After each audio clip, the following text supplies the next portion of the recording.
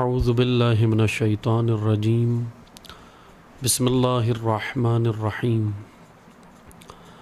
الحمد للہ رب العالمین الصلاۃ والسلام علی اشرف الانبیاء والمرسلین وخاتم النبیین سیدنا و مولانا علی رسولہ الکریم وأہل بیتہ الطیبین الطاہرین المعصومین المظلومین اما بعد فقال اللہ تبارک و تعالی فی کتابہ المجید وفرقانہ الحمید بسم اللہ الرحمن الرحیم الرحمن علم القرآن خلق الانسان علمہ البیان الشمس والقمر بحسبان والنجم والشجر يسجدان والسماء رفعها ووضع الميزان ألا تطغوا في الميزان وأقيموا الوزن بالقسط ولا تخسروا الميزان والأرض ووضعها للأنام فيها فاكهة والنخل ذات الأكمام والحب ذو العصف والريحان فبأي آلاء ربكما تكذبان۔ صدق اللہ العلی العظیم۔ محترم سامعین کرام، السلام علیکم ورحمۃ اللہ وبرکاتہ۔ الحمدللہ اللہ تعالیٰ کی توفیق سے آپ کی خدمت میں ہم حاضر ہوئے ہیں، اور انشاءاللہ توفیق الہی شامل حال رہی، اور اللہ تعالیٰ نے انشاءاللہ اگر یہ توفیق ہمیں دی تو کوشش کریں گے کہ طالب علمانہ اس موضوع کو آپ کی خدمت میں تسلسل کے ساتھ جاری کریں اور آپ کی خدمت میں بیان کریں۔ سورہ مبارکہ رحمان قرآن مجید کا 55واں سورہ ہے، 55 نمبر سورہ ہے، 55 نمبر سورہ قرآن مجید کا، اور انشاءاللہ کوشش کریں گے کہ آپ کی خدمت میں سورہ مبارکہ رحمان کی طالب علمانہ تشریح اور تفسیر آپ کی خدمت میں بیان کر سکیں۔ سورہ رحمان کے معروف سورہ ہے قرآن کریم کا، اور الحمدللہ تمام مسلمانان اسلام، تمام امت اسلامیہ، تمام عاشقان رسول صلی اللہ علیہ وآلہ وسلم اور تمام فرزندان توحید الحمدللہ اس سورے سے آشنا ہیں، اور کم از کم نام کی حد تک تو ضرور سب آشنا ہیں، اور اس کی تلاوت بھی الحمدللہ سب سے زیادہ اس سورے کی تلاوت ہمارے معاشرے میں کی جاتی ہے، اور یہ اس سورے کو اعزاز حاصل ہے۔ اسی کے ساتھ ہی میں آپ کی خدمت میں بیان کرتا چلوں کہ سورہ رحمان کہ جس قرآن مجید کا 55 نمبر سورہ ہے، اور اس کی 78 آیات ہیں، 78 آیات، ہم انشاءاللہ وقتاً فوقتاً آپ کی خدمت میں حاضر ہوں گے انشاءاللہ، اور کوشش کریں گے کہ اس موضوع کو آپ کی خدمت میں بیان کریں، سورہ رحمان کی طالب علمانہ تشریح اور تفسیر۔ اس سے قبل کہ میں ان آیات کی جانب آؤں جو تلاوت فرمائی ہیں آپ کی خدمت میں، ہم اس کے بارے میں جو عرفاء نے، مفسرین نے جو سورہ رحمان کی مثلاً مختلف حصے بیان کیے ہیں، پہلے میں وہ آپ کی خدمت میں بیان کر دیتا ہوں۔ سورہ رحمان کے تقریباً 5 حصے ہیں، اور 5 حصوں میں سورہ رحمان کو مفسرین نے اس کو تقسیم بندی کی ہے سمجھنے کے اعتبار سے۔ پہلا حصہ سورہ کا مقدمہ اور آغاز ہے، جس کو علماء و مفسرین یہ بیان کرتے ہیں کہ یہ سورہ رحمان کا پہلا حصہ یہ مقدمہ اور آغاز ہے، اور خدا کی عظیم نعمت یعنی خدا کی عظیم نعمتوں میں جیسے خلقت، تعلیم و تربیت، حساب، میزان، انسان کے رفاہی وسائل اور ذرائع، اور اس کی جسمانی اور روحانی غذاؤں کی گفتگو کرتا ہے۔ یہ پہلا حصہ اس سورہ کا ہے۔ دوسرا حصہ جو مفسرین بیان کرتے ہیں اس سورہ کے بارے میں، وہ جن و انس کی خلقت کی کیفیت کے مسئلے کی وضاحت ہے کہ جن و انس کی جو خلقت ہے وہ کیفیت کیا ہے، اور وہ اس کی وضاحت کی گئی ہے اس دوسرے حصے میں۔ تیسرے حصے میں خداوند تبارک و تعالی نے اس سورہ میں زمین و آسمان میں خدا کی آیات اور اس کی نشانیاں بیان فرمائی ہیں اللہ نے، یعنی اللہ تعالیٰ نے اپنی آیات و نشانیاں زمین و آسمان اور دیگر جو آیات الہیہ ہیں اس کو اس سورہ میں اللہ تعالیٰ نے بیان کیا تیسرے حصے میں۔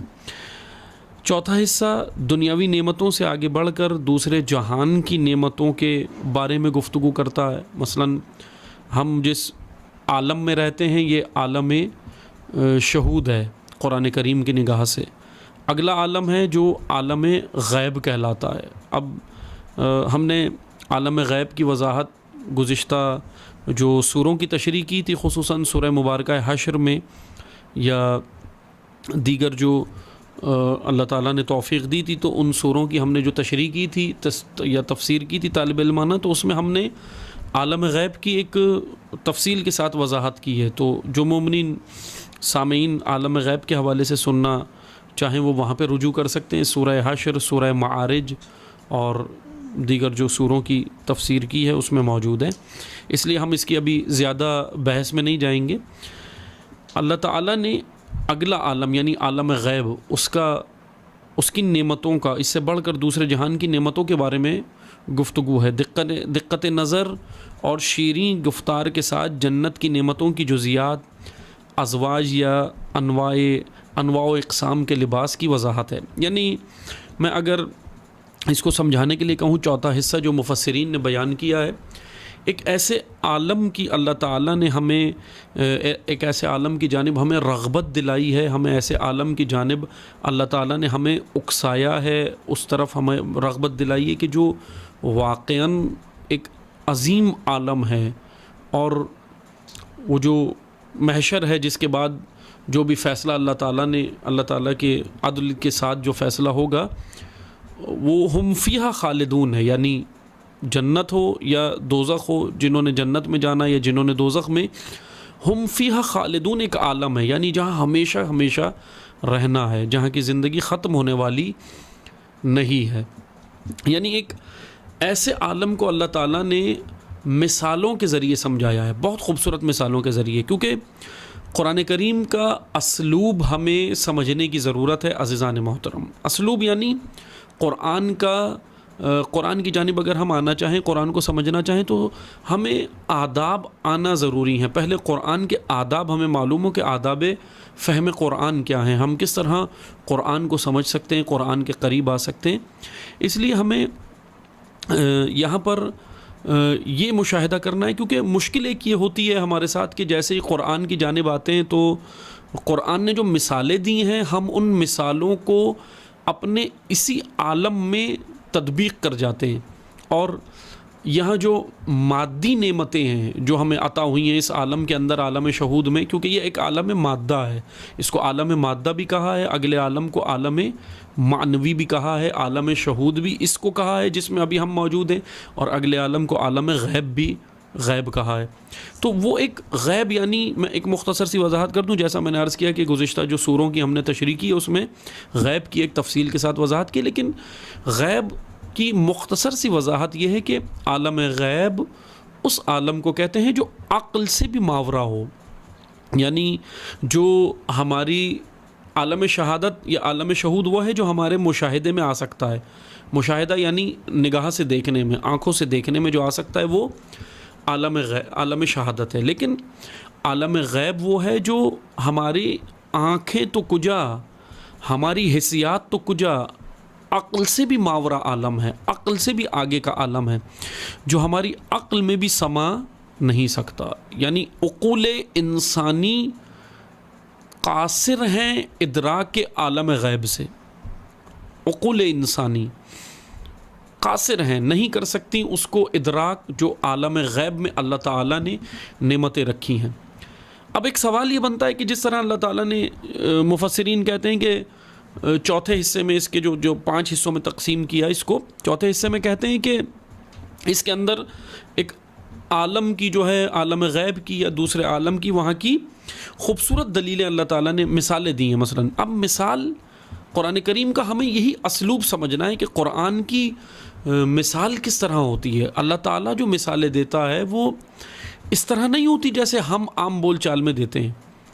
جیسے ہم کوئی مطلب سمجھانے کے لیے، کسی مطلب کے تطبیق کے لیے، کسی مطلب کی وضاحت کے لیے، کسی مطلب کی تفسیر و تشریح کے لیے ہم جیسے مثال دیتے ہیں، اللہ ایسے مثال نہیں دیتا. اس کی مثالیں ایک اعلیٰ مثالیں ہیں. یعنی میں آپ کو مثال دیتا ہوں، اب اس کو سمجھانے کے لیے بھی میں ایک مثال دوں گا کہ عالم غیب میں جو یہاں پہ اللہ تعالیٰ نے جو مثالیں دی ہیں کہ آگے عالم کیا ہوگا، وہاں پہ عدن ہے، وہاں پہ جنت عدن ہے، وہاں پہ ازواج مطہرات ہیں، وہ اس طرح کی مثالیں اللہ تعالیٰ نے دی ہیں.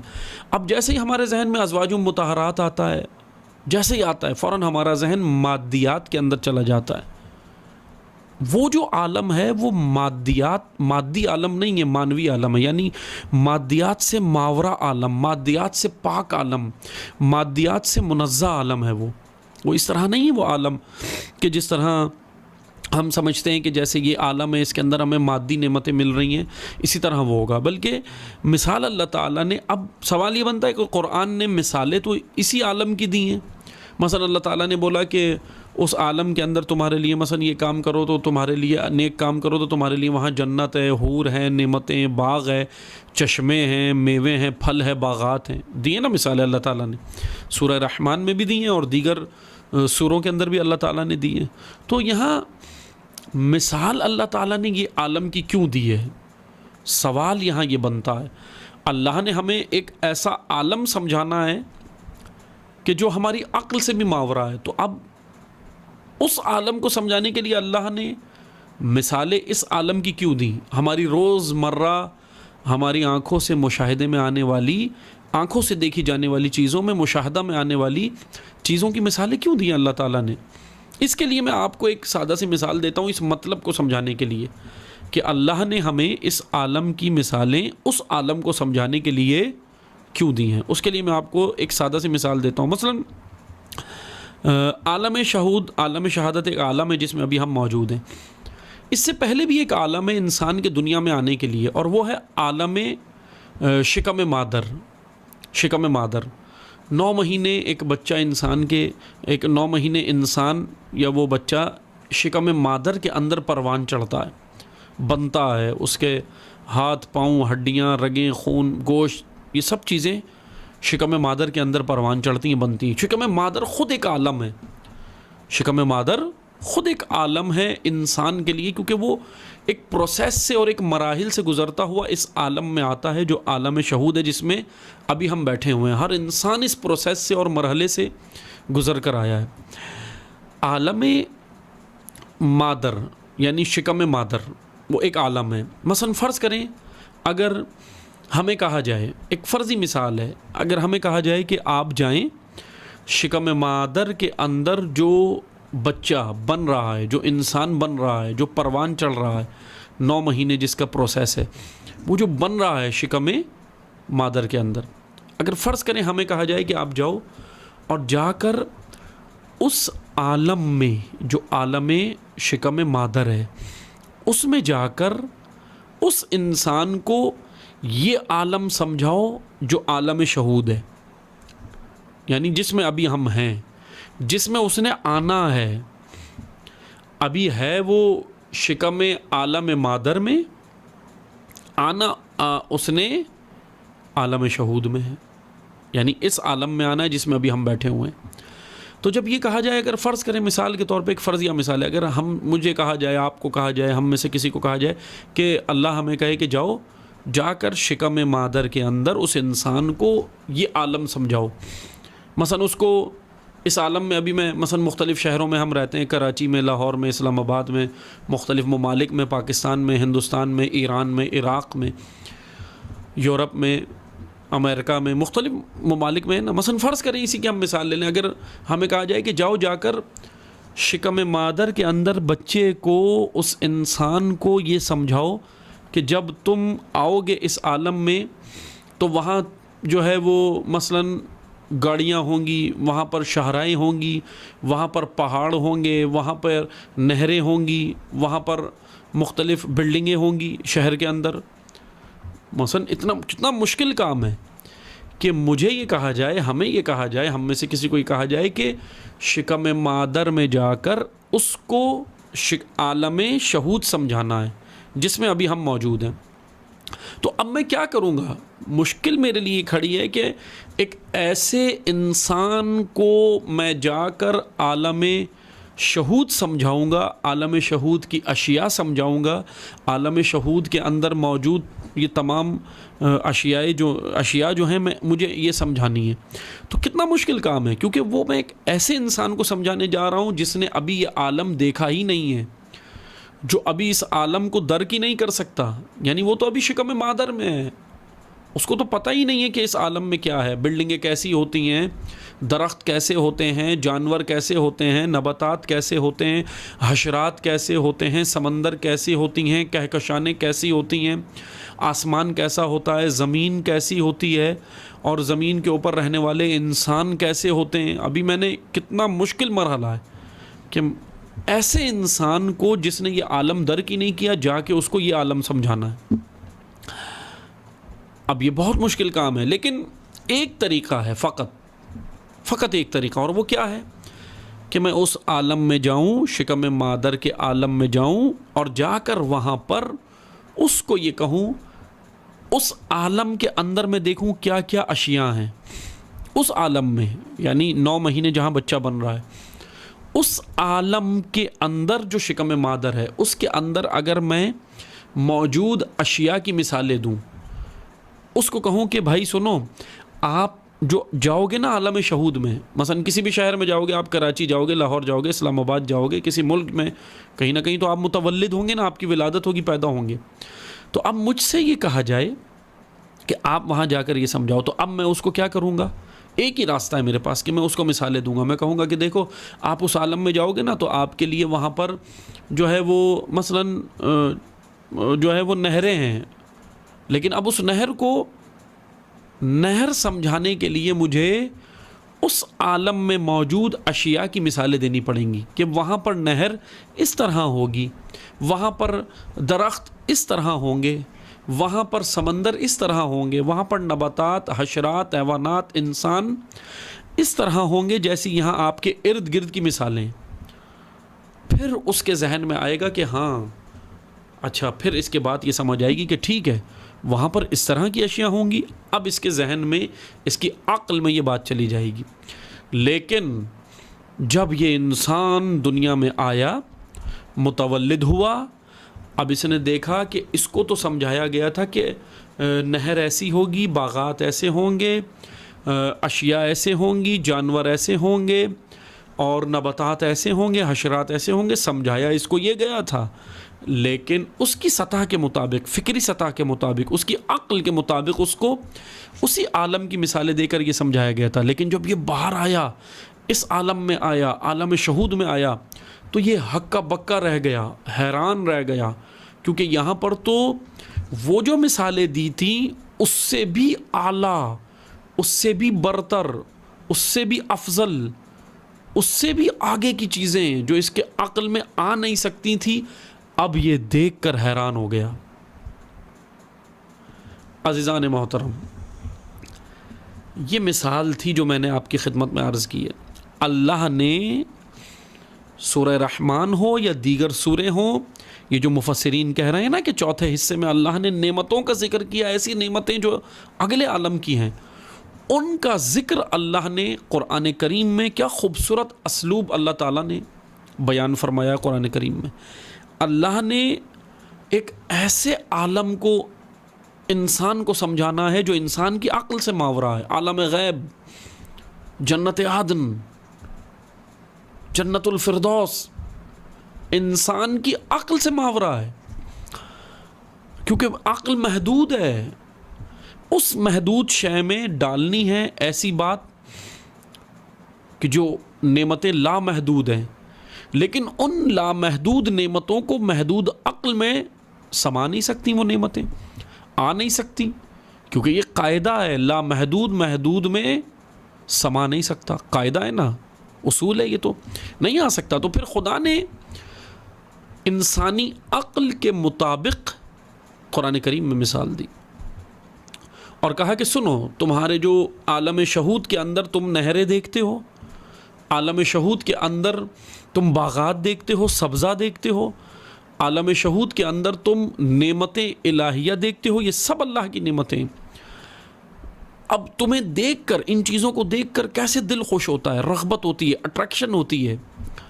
مثلا اگر فرض کریں ہم خوبصورت وادیوں کے اندر جائیں، یہی پاکستان میں شمالی علاقہ جاتے ہیں، یہاں پہ جائیں، کیا خوبصورت منظر ہوتا ہے، نہریں ہیں، خوبصورت پہاڑ ہیں، خوبصورت پہاڑوں کے اوپر سبزہ ہے، کیا منظر ہوتا ہے، آنکھوں کو بھانے والا منظر، دل کو بھانے والا منظر، قریب کرنے والا منظر۔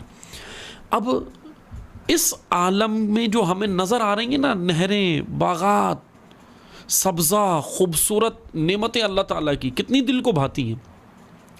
اللہ نے یہ دل کو بھانے والی جتنی نعمتیں ہیں ان کی مثال دی ہے اور کہا ہے کہ دیکھو وہاں اس عالم میں تمہارے لیے نعمتیں ہوں گی، پھل ہوں گے، باغات ہوں گے، ازواج مطہرات ہوں گی، حوریں ہوں گی، یہ ہوگا وہ ہوگا، کتنی نعمتوں کی مثال ہے، کتنی نعمتیں اللہ تعالیٰ نے ذکر کی ہیں۔ لیکن بالکل اسی طرح ہوگا کہ جیسے انسان شکم مادر کی نعمتوں میں محدود سوچ رکھتا تھا، دیکھا اس نے اس سے آگے کا عالم نہیں تھا، اس لیے جیسے عالم شہود میں آیا حیران ہو گیا کہ یہ تو اس سے بھی افضل چیزیں ہیں۔ اسی طرح جب عالم شہود سے عالم غیب میں منتقل ہوگا تو وہ جو عقل سے ماورا چیزیں ہیں اس کو دیکھ کر حیران ہو جائے گا، اس کو دیکھ کر ہکا بکا رہ جائے گا کہ وہ جو مجھے بتایا گیا تھا یہ تو اس سے بھی افضل اور ماورا چیزیں ہیں۔ یعنی ایسی چیزیں جو انسانی عقل میں ابھی نہیں آ سکتی، شمار نہیں ہو سکتی، سما نہیں سکتی۔ انسانی عقل قاصر ہے نعمات الہیہ کو گننا تو کجا، سمجھنے کے لیے بھی۔ جیسے نہج البلاغہ میں امیر المومنین علی ابن ابی طالب علیہ الصلوۃ والسلام فرماتے ہیں نا کہ پروردگارہ، پہلے ہی خطبے میں کیا خوبصورت خطبہ ہے کہ خدایا حمد ہے اس پروردگار کی، کس کی؟ کہ جس کی حمد کرنے سے، جس کی حمد کے اوپر حمد کرنے والے حامدون، تمام حمد کرنے والے بھی بیٹھ جائیں تب بھی پروردگار کی حمد کا حق ادا نہیں کر سکتے۔ اسی طرح امیر المومنین علیہ السلام اسی خطبے میں بیان فرما رہے ہیں کہ اگر نعمتیں گننے والے شمار کرنے بیٹھ جائیں، گننے بیٹھ جائیں تو نعمتوں کا شمار نہیں کر سکتے، حق ادا نہیں کر سکتے۔ اسی طرح اگر نعمتوں کو شمار کرنے لگے نہیں کر سکتے، کیونکہ وہ نعمتیں لامحدود ہیں، عقل انسانی محدود ہے اور لامحدود محدود میں سما نہیں سکتا۔ ذات خدا کجا، خدا کی نعمتیں، خدا کی حمد، اس سے بھی عقل انسانی قاصر ہے۔ لیکن اب سوال یہ بنتا ہے یہاں پر، ممکن ہے کہ کسی کے ذہن میں یہ سوال اٹھے کہ جی ہم حمد خدا نہیں کر سکتے، ہم نعمتوں کو شمار نہیں کر سکتے، ہم تو حمد بھی نہیں کر سکتے، تو پھر ہمیں کیوں حکم ہے حمد خدا کرو؟ سورہ فاتحہ کے اندر ہم روزانہ پڑھ رہے ہوتے ہیں نا، روزانہ پڑھتے ہیں الحمدللہ رب العالمین، روز پڑھ رہے ہیں، نماز پنجگانہ میں پڑھ رہے ہیں۔ جب ہم نہیں کر سکتے تو پھر ہمیں یہ کیوں حکم دیا؟ اللہ نے سورہ فاتحہ کے اندر ہی پہلے سورے میں ہی قرآن کریم کے ہمیں پڑھوایا اور کہا کہ یہ پڑھو، آداب سکھائے۔ حمد باری تعالیٰ خود خداوند تبارک و تعالیٰ نے ہمیں سکھائی۔ کیوں؟ اس وجہ سے کہ یہ جو امیر المومنین علیہ السلام کہہ رہے ہیں نا کہ حمد کرنے سے بھی قاصر ہے، یا یہ کہہ رہے ہیں کہ نعمتیں گن بھی نہیں سکتا، تو اس کا مطلب یہ نہیں ہے کہ ہمیں امیر المومنین مثلاً ہمارے اندر نا امیدی پیدا کر رہے ہیں، نعوذ باللہ، الیعوذ باللہ، ایسا نہیں ہے۔ امیر المومنین نا امیدی پیدا نہیں کر رہے، بلکہ امیر المومنین ہمیں اور رغبت دلا رہے ہیں، اور رغبت دلا رہے ہیں کہ ہم معرفت الہیہ کے میدان میں اور آگے آؤ، اور آگے آؤ، جتنا سفر کر سکتے ہو کرو، معرفت الہیہ کے میدان میں آگے آؤ۔ اور اگر تم بغیر سفر کے معرفت الہیہ کے سفر تم نے کیا ہی نہیں اور بغیر سفر کیے کہہ دو کہ مجھ سے نہیں ہوگا تو یہ تو اکتاہٹ ہے. لیکن اگر معرفت الہی کے میدان میں آ کر خوب سفر کرو، اپنی وسعت کے مطابق، اپنی طاقت کے مطابق، اپنی عقل کے مطابق، اپنے ارادے کے مطابق، اپنی طاقت کے مطابق خوب سفر کرو، اور اس سفر کرنے کے بعد اگر تم کسی نقطے پہ پہنچ کے کہو کہ پروردگارہ تیری نعمتوں کا حق ادا نہیں ہو سکتا، تو پھر خدا کی جانب سے جواب کیا آتا ہے؟ سمع اللہ لمن حمیدہ. بس اے انسان، جہاں تک تو پہنچا، تو نے جتنی اپنی عقل سے، تو نے جتنے اپنے علم کی روشنی میں، تو نے جتنی اپنی صلاحیتوں کو بروئے کار لایا، اور تو جہاں تک پہنچا، بس تو جہاں تک پہنچا خدا نے تیری حمد سن لی ہے. سمع اللہ لمن حمیدہ. لیکن اگر بغیر سفر کیے، بغیر حرکت کیے، بغیر ارادہ کیے، بغیر معرفت الہی کے میدان میں آئے، بغیر علم کے میدان میں آئے، اگر ہم کہہ دیں کہ ہم سے نہیں ہو سکتا، تو پھر یہ تو اکتاہٹ ہے. امیر المومنین ہمیں اکتا نہیں رہے، علی علیہ السلام ہمیں اکسا رہے ہیں، اکتا نہیں رہے، اکسا رہے ہیں کہ آؤ معرفت الہی کے میدان میں، آؤ اس میدان کے اندر.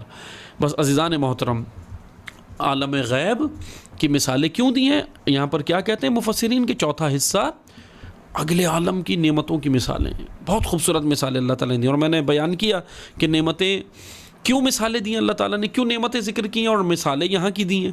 ایسا چشمہ ہوگا، باغات ہوں گے، نہریں ہوں گی، حوریں ہوں گی. کیوں مثالیں دی؟ تاکہ ہمیں وہ عالم، کیونکہ ابھی ہمارے ذہن میں وہ عالم نہیں آ سکتا، ابھی ہماری عقل قاصر ہے اس عالم کو سمجھنے کے لیے.